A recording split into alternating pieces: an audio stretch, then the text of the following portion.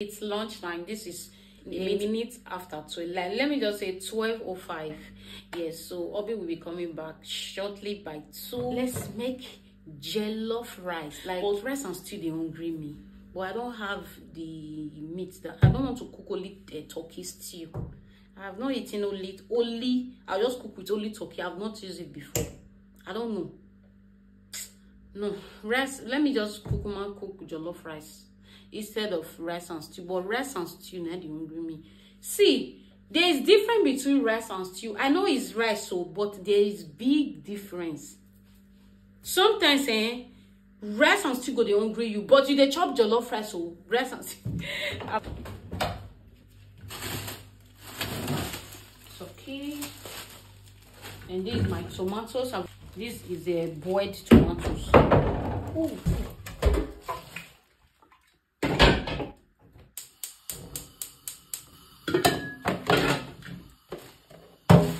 I bought this turkey 10 euro. All this turkey that you are saying is 10 euro. I'm not going to do everything. One more. So I'll go and put this one inside the fridge. But we are going to buy turkey, like carton of turkey by weekend, sha.